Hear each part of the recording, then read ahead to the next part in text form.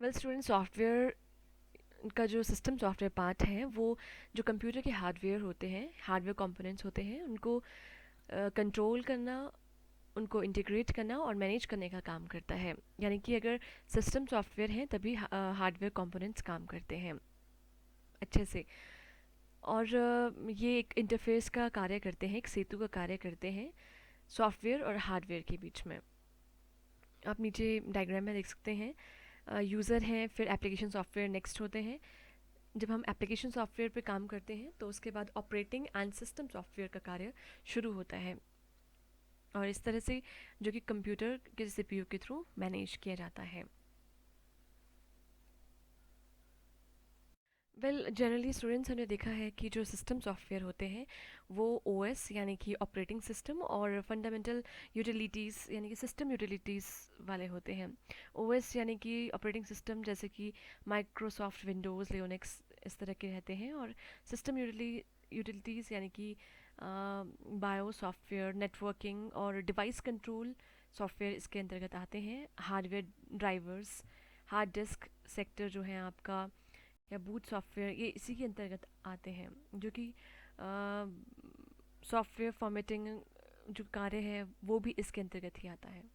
Okay, अगर हम एक कंपैरेटिव स्टडी करें एप्लीकेशन सॉफ्टवेयर और सिस्टम सॉफ्टवेयर, जो कि सॉफ्टवेयर के ही पार्ट हैं, टू टाइप्स हैं, तो आप सबसे पहले इस डायग्राम को देखिए जिसमें कि सबसे पहले यूज़र यानी कि हम जो हैं वो यूज़र हैं, और हमारे सामने अगर हम कंप्यूटर पे काम कर रहे हैं तो वो तभी संभव हो पाएगा अगर हार्डवेयर कंप्यूटर हार्डवेयर्स के थ्रू आप कनेक्ट होते हैं।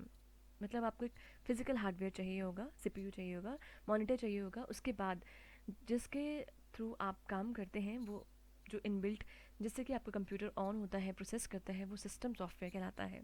और इसके बाद जिस चीज़ को आप पर्टिकुलर जो स्पेसिफिक कोई काम कर रहे हैं उसके लिए डिफरेंट डिफरेंट एप्लीकेशन सॉफ्टवेयर्स बने होते हैं।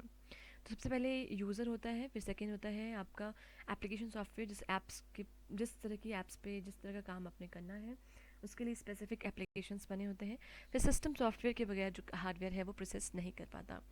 सबसे पहले अगर हम डायग्राम टेबल को देखते हैं, कंपैरेटिव स्टडी करते हैं, तो बेसिक सी बात है कि एप्लीकेशन सॉफ्टवेयर होते हैं वो स्पेसिफिक टास्क को परफॉर्म करने के लिए डिज़ाइन किए गए होते हैं। जैसे एम एस एक्सेल स्प्रेडशीट्स होती हैं, ऑफिशियल वर्क करने के लिए हम इसको यूज़ करते हैं। एम एस वर्ड है टाइपिंग के लिए, डिफरेंट डिफरेंट तरह का काम करने के लिए।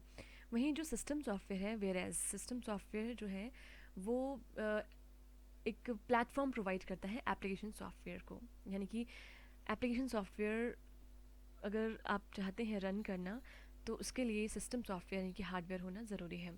नेक्स्ट है लैंग्वेज की। अगर बात करें तो सिस्टम सॉफ्टवेयर की जो लैंग्वेज होती है वो लो लेवल लैंग्वेज होती है, फॉर एग्जांपल असेंबली लैंग्वेज। वहीं एप्लीकेशन सॉफ्टवेयर होते हैं वो हाईली लेवल लेवलाइज्ड या फिर highly level language, high level language में बनाए गए होते हैं, जैसे कि Java, C plus plus, dot net etcetera. वहीं अगर हम बात करें सिस्टम सॉफ्टवेयर जो है वो तब स्टार्ट होता है जब आप अपने कंप्यूटर या फिर हार्डवेयर को, सीपीयू को ऑन करते हैं। और और ये प्रोसेसिंग करना तब बंद करता है जब आपका पीसी या फिर लैपटॉप आपका बंद होता है। वहीं जो आपका एप्लीकेशन सॉफ्टवेयर है ये तभी काम करता है अगर आप इसको कमांड दें, अगर आप इसको रिक्वेस्ट करें। यानी कि अगर आप एप्लीकेशन खोलोगे ये तभी काम करेगा। इसके अलावा अगर आप सिस्टम, विदाउट सिस्टम सॉफ्टवेयर या फिर हार्डवेयर आप कंप्यूटर ऑन या फिर कंप्यूटर नहीं चला सकते। Next is requirement. जो रिक्वायरमेंट है सिस्टम सॉफ्टवेयर जो है वो बहुत ज़रूरी है, क्योंकि कोई भी सिस्टम जो है यानी कि आपका जो कंप्यूटर सिस्टम है वो सिस्टम सॉफ्टवेयर के बगैर कार्य नहीं कर सकता। एप्लीकेशन सॉफ्टवेयर रिक्वायर्ड नहीं है, ज़रूरी नहीं है कि आपके पास ऐप हो तभी आपका कंप्यूटर काम करेगा। वैसे ये आपका कंप्यूटर ऑन हो जाएगा, ऑफ हो जाएगा, कोई स्पेसिफिक अगर काम करना है उसके लिए आपको स्पेसिफिक एप्लीकेशन की ज़रूरत पड़ेगी। पर्पस की अगर हम बात करें then system software is general purpose. ये जनरल पर्पस के लिए इस्तेमाल किया, मतलब very important. Application software is a specific purpose. Applications अगर यूज़र की रिक्वायरमेंट है तभी वो काम करेगी, अदरवाइज़ जो आपका सिस्टम सॉफ्टवेयर है वो जनरल पर्पस के लिए इम्पॉर्टेंट है। अगर हम एग्जांपल की बात करें ऑपरेटिंग सिस्टम जो है वो सिस्टम सॉफ्टवेयर का एग्जांपल है। Microsoft office, Photoshop, animation software, इस तरह के जितने भी आप एम एस एक्सेल, आप जितने भी एप्लीकेशंस यूज़ करते हैं वो एप्लीकेशन सॉफ्टवेयर कहलाते हैं। इस तरह से आप इसको लर्न भी करेंगे और रिवाइज भी करेंगे। फर्दर अगर हम सॉफ्टवेयर यानी कि आपके सिस्टम सॉफ्टवेयर को डिवाइड करें तो ये 3 पार्ट्स में डिवाइडेड है, यानी कि 3 भागों में इसको वर्गीकृत हम कर सकते हैं। पहला है ऑपरेटिंग सिस्टम, दूसरा है language processing, third is utilities और सिस्टम यूटिलिटीज़। तो आपके सिलेबस में ऑपरेटिंग सिस्टम के बारे में ही मेनली फोकस है। तो let's have operating system here. आखिर ऑपरेटिंग सिस्टम होता क्या है? Operating system is the master software that acts an intermediatory between the computer hardware and the user of the computer hardware. So अगर हम इसको normal language में कहें तो ऑपरेटिंग सिस्टम जो है वो एक इंटरमीडिएटर का काम करता है यूज़र और हार्डवेयर के बीच में। Okay, now let's talk about the functions of operating system. Operating system किस तरह से कार्य करता है या कि क्या क्या कार्य करता है। जैसा आप डायग्राम में देख सकते हैं, ये मैनेजमेंट को प्रोसेस करने का कार्य करता है। मेमोरी मैनेजमेंट, जो हमारी कंप्यूटर में मेमोरी है उसको मैनेज करने का काम करता है। फाइल्स जो हैं उसको मैनेज करता है। डिवाइस को मैनेज करता है। सिक्योरिटी देखता है कोई और अनऑथराइज्ड कोई अन्य यूज़र इसको यूज़ ना करें। नेटवर्किंग को देखता है और यूज़र और कंप्यूटर के बीच में इंटरफेस का काम करता है, कम्युनिकेशन का काम करता है, जॉब अकाउंटिंग का काम करता है, सेकेंडरी स्टोरेज मैनेजमेंट का काम करता है। साथ ही साथ ये इनपुट और आउटपुट डिवाइसेस को मैनेज करने का काम करता है जितने भी आपके कंप्यूटर में होते हैं। और ये साथ ही साथ कंप्यूटर में जितने भी आपके टास्क होते हैं उसको एलोकेट करता है सिस्टम ऑपरेटिंग सिस्टम। इस तरह से आपके जो डाटा और प्रोग्राम की मेमोरी को इस तरह से मैनेज करता है कि वो एक दूसरे से क्लैश ना हो, इंटरफेयर ना हो। जितने भी टास्क आपके सीपीयू में होते हैं, जैसे कि हमने पहले कर लिया है कि उनको एलोकेट करता है। यानी कि इन टोटल हम देखें तो ये यूज़र और कंप्यूटर के बीच में कम्युनिकेशन को प्रॉपर तरीके से, मैनेज तरीके से प्रोसेसिंग करने का काम करता है। Okay, now let's talk about the types of operating system. Operating system कितने तरह के हैं, कितने प्रकार हैं इसके? तो ऑपरेटिंग सिस्टम यूजुअली 7 प्रकार के हैं। पहला है आपके पास सीरियल प्रोसेसिंग ऑपरेटिंग सिस्टम, यानी कि जो सीरियल जो सारे डायरेक्शंस को एक सीक्वेंस में, एक यूज़र्स के जो जितने भी डायरेक्शंस होते हैं उसको एक सीक्वेंस में करता है। इसका मुख्य जो एग्जांपल है वो है आपका पंच कार्ड। पंच कार्ड के लिए इसका यूज़ किया जाता है। नेक्स्ट है आपका बैच प्रोसेसिंग ऑपरेटिंग सिस्टम, जो कि एक बैच सीरियल प्रोसेसिंग के समान ही है, लेकिन इसमें जो काम होता है, इसमें जो जॉब्स हैं वो प्रोसेस करने के लिए डिफरेंट यूज़र्स अपना डाटा को, प्रोग्राम्स को कंप्यूटर में इंस्टॉल कर देते हैं और उसके बाद जितने भी बैच ऑपरेशन जो है वो किया जाता है।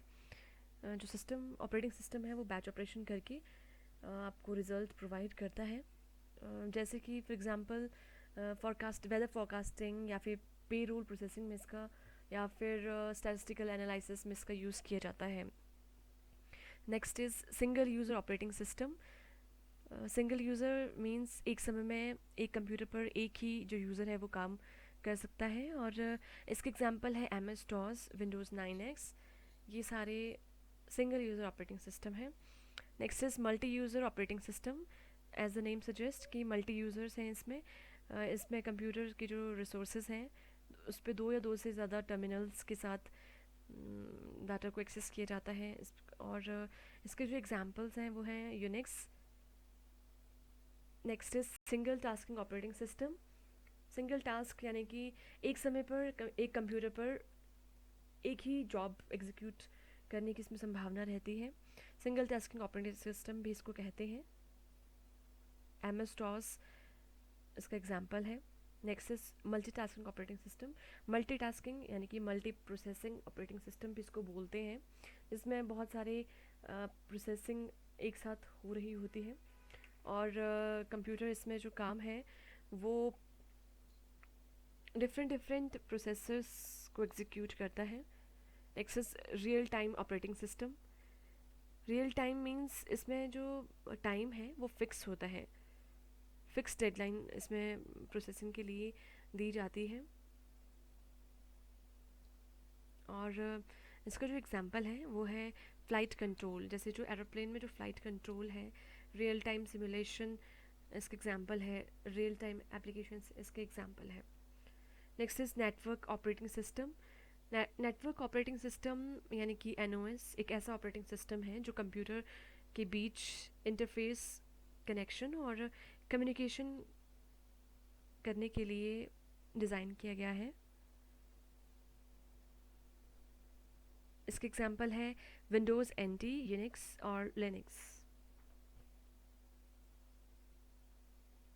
ओके, आज हमने बात की सिस्टम सॉफ्टवेयर की और ऑपरेटिंग सिस्टम की, functions of operating system, types of operating system. आपको नोट्स बनाने हैं अपने ICT नोटबुक पे। क्वेश्चन है आपका, what is operating system, explain it's functions and types in detail. Operating system क्या है, इसके कार्य और इसके विभिन्न प्रकारों का विस्तृत वर्णन कीजिए। इसके अलावा जिन बच्चों की असाइनमेंट्स अभी तक नहीं आई हैं, submit your assignment. This is last opportunity to submit, because अगर आप अपने असाइनमेंट सबमिट नहीं करेंगे, आई टोल्ड यू अर्लियर, आपकी जो इंटरनल असेसमेंट है इस पर बेस्ड रहेगी। साथ ही साथ जो जिनको कोई भी प्रॉब्लम आ रही है, जिनका इंटरनेट एक्सेस नहीं हो रहा है, वो पर्सनली कॉल करके मुझसे पूछ सकते हैं, अपनी फ़ीडबैक मुझे दीजिए, आपने असाइनमेंट क्यों नहीं बनाई।